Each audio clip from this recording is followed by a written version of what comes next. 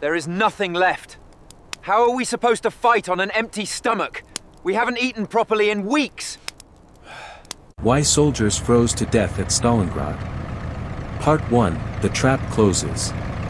December 1942. The wind arrived first. It swept across the endless Russian steppe with nothing to stop it. No mountains. No forests. No shelter.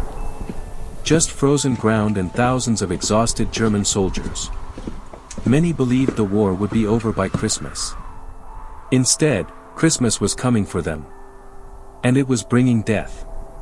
Months earlier, Germany's armies had pushed deep into the Soviet Union. Their target was a city on the Volga River. Stalingrad. A city carrying the name of Soviet leader Joseph Stalin. To Adolf Hitler, capturing it was more than a military objective. It was personal. The city became an obsession. Street by street. Building by building. Room by room. German soldiers fought through factories, apartment blocks, schools, warehouses, and ruins. Every pile of rubble became a battlefield. Every doorway became a potential grave. The fighting was so brutal that soldiers gave it a nickname. Rattenkrieg. The War of Rats. Because men lived, fought, and died like animals in the ruins. Neither side could gain a decisive advantage. Thousands died. Yet the battle continued. Then the Soviets made their move. November 19, 1942. While German commanders focused on fighting inside the city, Soviet forces launched a massive counterattack. Not against the strongest German units. Against their weakest allies. Romanian troops. Hungarian troops. Italian troops. The Soviet assault smashed through them. Entire defensive lines collapsed. Tank columns poured through the gaps. Within days, Soviet armies racing from different directions met west of Stalingrad. The trap had closed. More than 250,000 German and Axis soldiers were surrounded. They were now trapped inside a giant pocket. No escape. No reinforcements. No safe route home. The German 6th Army had become a prisoner. But its commander, General Friedrich Paulus, still believed rescue would come. Many soldiers believed the same. Surely Berlin would not abandon an entire army. Surely somebody had a plan. They were wrong. Far away, Hitler received reports about the disaster. His generals recommended withdrawal. Break out immediately. Escape while it was still possible. But Hitler refused. The order was simple. Hold Stalingrad. At all costs. No retreat. No surrender.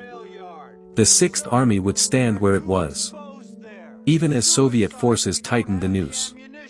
The decision shocked many officers. Military logic said one thing. Hitler said another. And Hitler's word was law. The trapped soldiers waited. They waited for a rescue operation. They waited for supplies. They waited for good news. Instead, winter arrived. Temperatures plunged. -20 degrees Celsius. Then -30. Sometimes even lower. Weapons froze. Engines froze. Medical supplies froze. Food froze. Men froze. The German army had never intended to fight a long winter campaign in Stalingrad. Winter clothing was scarce. Many soldiers still wore uniforms designed for autumn. Thin gloves. Worn boots. Light coats. The cold found every weakness. Every tear in fabric. Every exposed finger. Every uncovered face. At night, men huddled together in ruined buildings. They burned furniture. Books. Doors. Anything that could produce heat. Soon there was nothing left to burn. Then hunger began its attack. Food supplies dwindled rapidly. The trapped army depended on aircraft deliveries. The German Air Force promised it could fly in enough supplies. Around 700 tons every day. The promise sounded reassuring. There was only one problem. It was impossible. Snowstorms filled the skies. Aircraft crashed. Airfields came under Soviet attack. Many planes never arrived. Some never returned. Instead of 700 tons daily, only a fraction reached the pocket. Not enough food. Not enough ammunition. Not enough medicine. Not enough fuel. The soldiers noticed immediately. Rations became smaller. Then smaller again. A loaf of bread that once fed one man now had to feed several. Horses disappeared. Not because they were moved elsewhere. Because they were eaten. Soon every horse in sight became potential food. Men boiled leather. Chewed frozen scraps. Scraped food from abandoned supply dumps. Anything to silence the pain in their stomachs. But the cold was still winning. Frostbite spread across the army. First came numbness. Then pain. Then blackened flesh. Toes died. Fingers died. Sometimes entire feet had to be amputated. If medical supplies were available. Often they weren't. Soldiers watched comrades lose fingers without firing a single shot. The enemy wasn't always the Soviet army. Sometimes it was the temperature. Every morning revealed new victims. Men who had simply not woken up. Men who had fallen asleep and never opened their eyes again.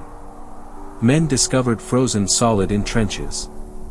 Frozen beside machine guns. Frozen while standing guard. The battle was changing. At first, soldiers feared bullets. Now they feared the night. Because every sunset brought another test. Would they survive until morning? Or would the cold claim them before the Soviets could? And the worst was still ahead. Because soon the trapped army would learn a terrifying truth. The rescue they were waiting for might never come. January 1943. The men trapped inside Stalingrad were still waiting. Waiting for rescue. Waiting for food. Waiting for orders that would save them. But every day that passed made one thing clearer. Nobody was coming. Weeks earlier, German commanders had promised that help was on the way. Field Marshal Erich von Manstein had launched an operation to break through Soviet lines and reach the trapped 6th Army. For a brief moment, hope returned. Rumors spread through the frozen ruins. Some soldiers claimed they could hear distant artillery. Others convinced themselves they would be home by spring. The rescue force pushed forward. It fought through snowstorms. It fought through Soviet defenses. And for a moment, it looked possible. Then it stopped. The Soviets had too many men. Too many tanks. Too much momentum. The German advance stalled. Every kilometer became a bloodbath. Eventually the rescue operation failed. The 6th Army remained trapped. The soldiers inside Stalingrad did not know it immediately. They kept waiting. But the sound of approaching salvation never arrived. Instead, Soviet artillery arrived. Again. And again. And again. The ring around Stalingrad tightened. Every day the pocket became smaller. Every day there was less space to hide. Less food to eat. Less hope to cling to. The German Air Force was supposed to keep the army alive. It couldn't. The promise had been simple. Aircraft would bring everything the soldiers needed. Food. Fuel. Medicine. Ammunition. Reality was different. Pilots flew into blizzards. Aircraft disappeared in white skies. Some crashed during takeoff. Some froze on the ground. Others were shot down by Soviet fighters. Entire crews vanished. The airlift was collapsing. And when the planes did arrive, there was never enough. One day a soldier might receive a crust of bread. The next day, almost nothing. The hunger became impossible to ignore. Men lost weight rapidly. Faces became hollow. Uniforms hung loosely from shrinking bodies. Energy disappeared. The body began consuming itself. Muscle. Fat. Strength. Everything. Some soldiers could barely stand. Others lacked the strength to carry ammunition. Many spent hours thinking about food. Not victory. Not survival. Food. A piece of bread. A bowl of soup. A potato. Anything. The cold attacked them at the same time. Temperatures continued falling. The wind cut through shattered buildings like a knife. Men wrapped blankets around themselves. They stuffed newspapers inside uniforms. Some wore layers taken from dead comrades. Nothing worked for long. Frostbite spread faster than bullets. Hands turned white. Then gray. Then black.